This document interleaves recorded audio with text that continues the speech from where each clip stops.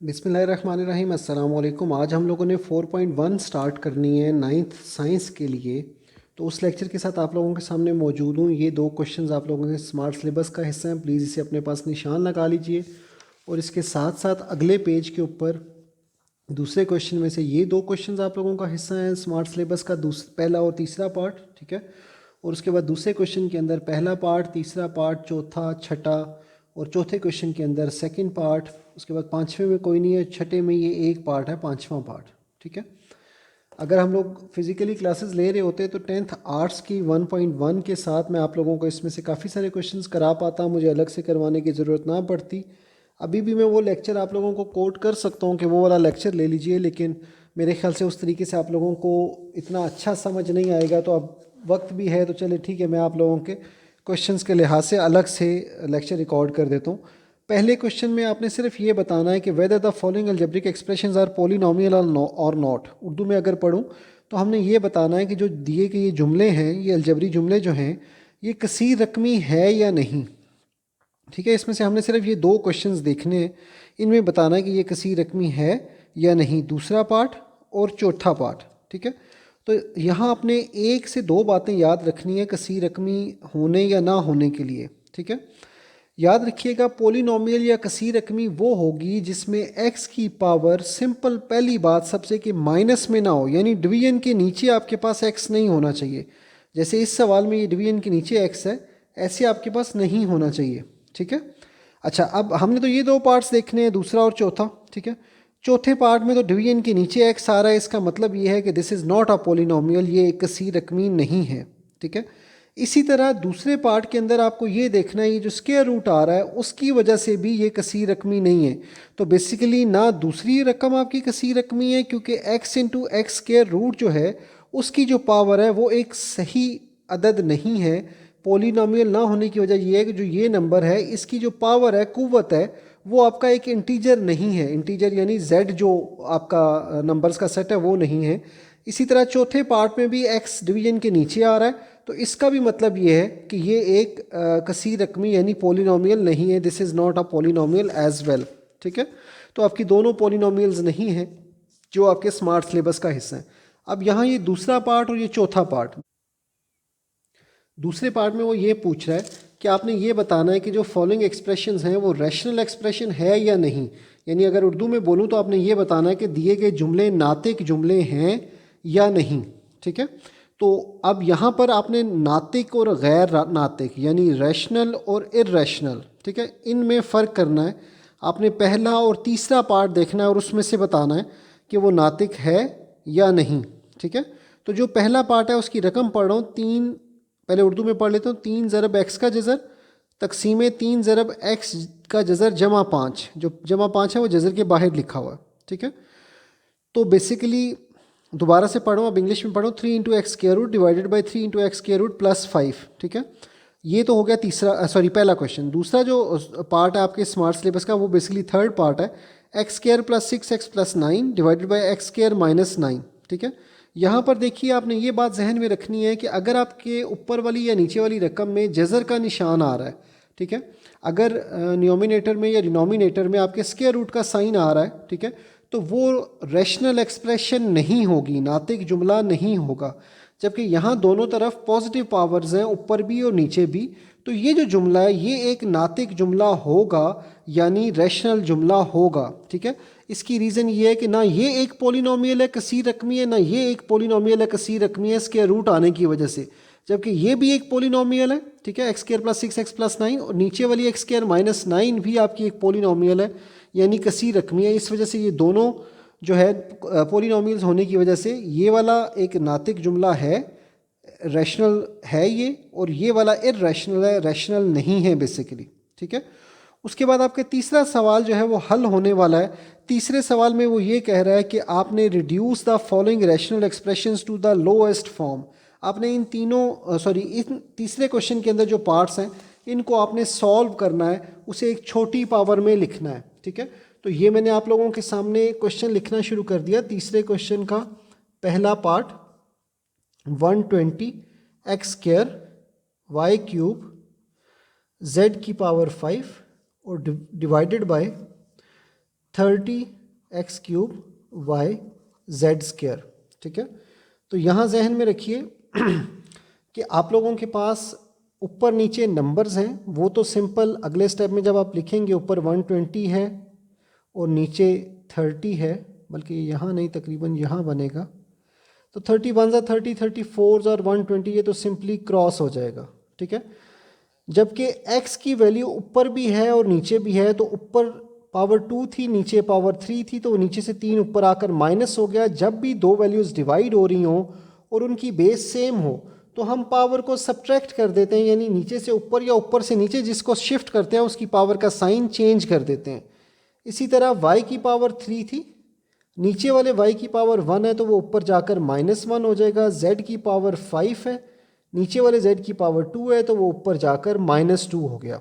ठीक है, तो यहाँ से सिर्फ 4 बचा, x की पावर -1 बचा क्योंकि 3 में से 2 माइनस किया तो 1 बचा, और बड़े नंबर 3 के साथ माइनस का साइन है तो इसलिए आंसर के साथ भी माइनस का साइन आया है। y3 -1 2 बचा, z5 -2 3 बचा।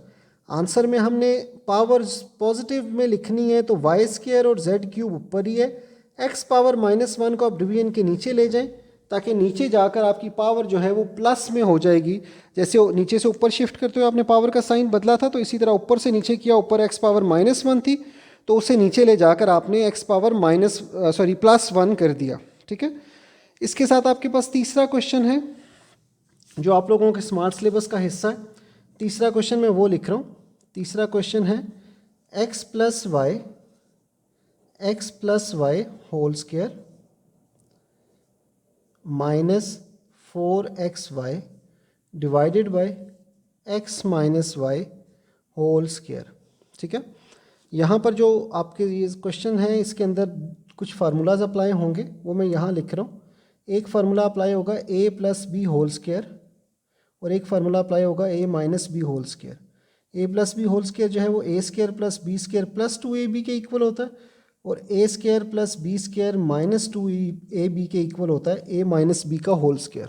ठीक है, तो यहाँ पर जब x + y होल स्क्वायर पर आप ये फार्मूला अप्लाई करेंगे तो आपके पास आ जाएगा x² + y² + 2xy। ब्रैकेट्स डाल लेनी चाहिए थी। ठीक है, ये ऐसे बेसिकली आपने लिखना है 2 × x × y, यहाँ मिक्स हो गया तो इसको इसलिए मैंने यहाँ क्लियर करके लिखा है। -4xy आपके पास अलग से लिखा हुआ है, डिवीजन के नीचे a - b whole square formula open होगा तो x² + y² -2 × a × b यानी x × y। ठीक है, तो डिवीजन के ऊपर आपके पास x² y² 2xy और 4xy है, डिवीजन के नीचे आपके पास x² y² और -2xy है। ये 4xy और 2xy आपस में माइनस हो जाएंगे। ठीक है, ये फार्मूलाज हैं, ये नीट का पार्ट नहीं है।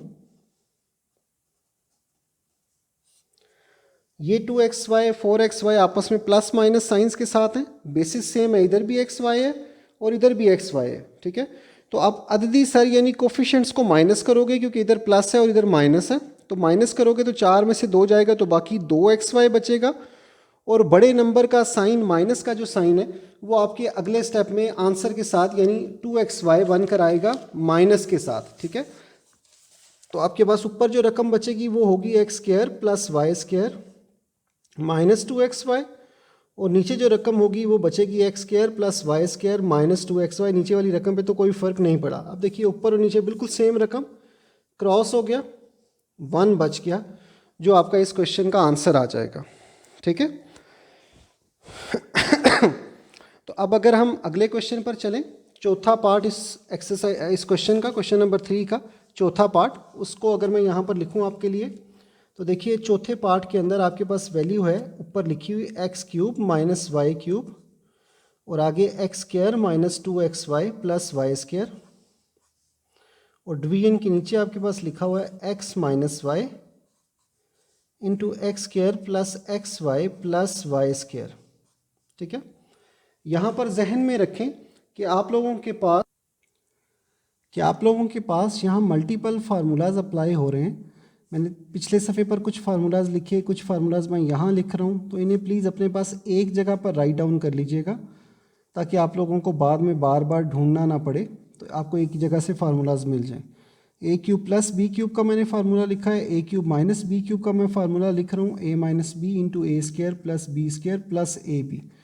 यहाँ जहन में रखिएगा जैसे मैंने आपको A minus B whole square का फार्मूला बताया, A square plus B square minus 2ab, तो उसकी तरतीब बदल कर इस अंदाज में भी लिखा जा सकता है। इसी तरह जैसे मैंने यहाँ पर लिखा है A square plus B square plus A B, तो तरतीब बदल कर ऐसे भी लिखा जा सकता है। ठीक है, तो यहाँ पर जो आपका सवाल है x cube minus y cube, वहाँ पहले वाले जगह पर एक्स का क्यूब माइनस वाई का क्यूब यानी a cube minus B cube का फार्मूला अप्लाई होना है, और दूसरी वाली रकम पर आपके पास एक्स स्क्वायर है माइनस 2xy है प्लस वाई स्क्वायर है। ठीक है, तो उसको आपने x minus y whole square का फार्मूला बनाना है। ठीक है, अगर आप उसको उस तरीके से लिखना चाहें तो आप लिख सकते हैं, मैं आपको वो शक्ल बना कर दे रहा हूँ। ए स्क्वायर, उसके बाद बी स्क्वायर और माइनस के साथ 2 के बाद इसको भूलते हुए मैं सिर्फ इनको देख रहा हूँ। ए की वैल्यू मैंने लिखी है और उसके बाद वी की वैल्यू मैंने लिखी है और ये देखा है तो 2xy ही बनता है जो ऊपर लिखा हुआ था। ठीक है, उसके बाद डिवीजन के नीचे ये आपका फार्मूले की राइट साइड है यानी x minus y into x square यानी a square plus A b यानी x और y प्लस बी स्क्वायर यानी वाई स्क्वायर। तो यही रकम ऊपर से लिखी थी मैंने, अपने पास से कुछ नहीं लिखी, ये इक्वल के साइन को मैंने ज़रा अलाइनमेंट में किया है। ठीक है, तो ये मैंने जो ऊपर फार्मूलाज आपके पास मेंशन किए हैं उसमें से मैंने रकमें जो है वो कुछ यहाँ पर आपके लिए लिखी हैं। ठीक है, अब यहाँ पर ऊपर जो लेफ़्ट साइड पे वैल्यू लिखी हुई यानी x की 3 माइनस वाई की 3 और नीचे, अच्छा मैं समझा था यहाँ दो फार्मूलाज अप्लाई होंगे। मैं बेसिकली ये जो दो फार्मूलाज लिखे थे मैंने ये जहन में रखते हुए कि ये प्लस है और ये माइनस है, लेकिन बेसिकली दोनों ही माइनस है, तो फार्मूला सिर्फ ये वाला अप्लाई होगा, ये वाला फार्मूला अप्लाई नहीं होगा। लेकिन हैं दोनों अटैच फार्मूलाज एक दूसरे के साथ, तो इसलिए प्लीज़ दोनों को ही अपने पास लिख के रखिए।